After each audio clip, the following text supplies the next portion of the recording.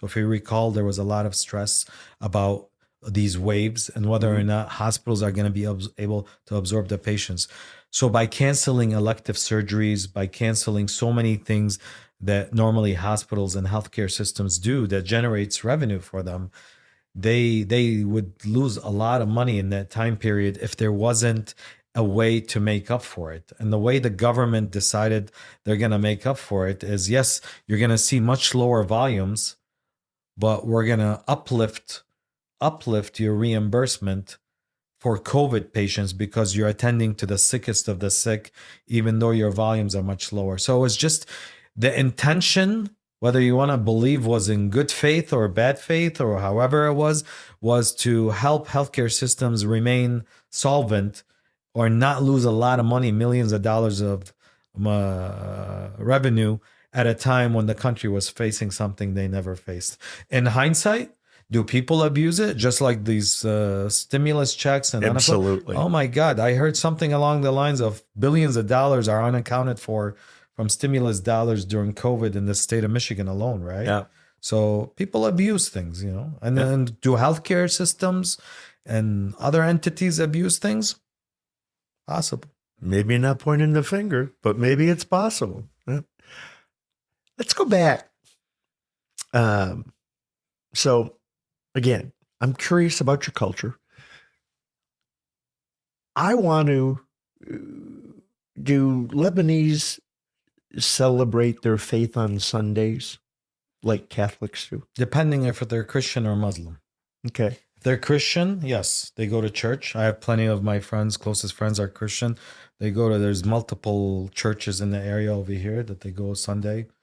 They celebrate. If they're Muslim, usually the holy day for Islam is on Fridays.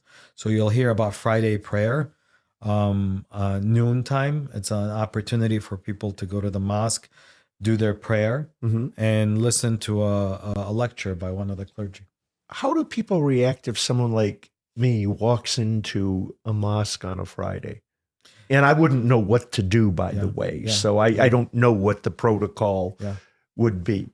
So unless you walk up to somebody and tell them, can you help me pray this? They'll just look at you like anyone else and say, thinking, what are you doing here? Or they, or the ones that like to go into the rabbit holes, because every community has one, right?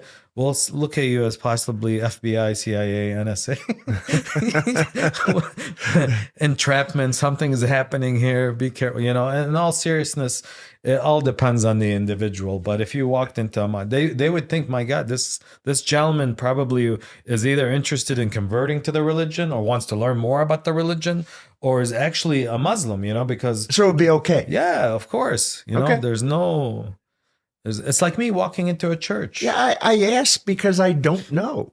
We got to take you, have food in Dearborn and go to a mosque. I think these experiences, Kevin, would break a lot of the things that have been shaped in your mind based off the same things that were shaped in my mind when I moved out to Northville. I was afraid I was going to be looked at because of so many people told me, you're going to be living amongst white people primarily and no ethnic people. There's no diversity in the time that I came out of Northville. Well, your perception's your reality. Exactly. When I got out there, I was like, I hope, you know, like people don't come out and like burn my tree or something, you know, like that's the stuff that they put in your mind and you don't know any better until you're there.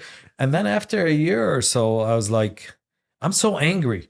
I'm like so angry at all the people that said stupid stuff about white people, you know, like, because just like you, if you're sitting with me talking to me and you're like, well, what's different about this guy than my neighbor in Bloomfield Hills right now? You know, they've warped all our minds, honestly. They really have. And, you know, I talked earlier that we have lost curiosity.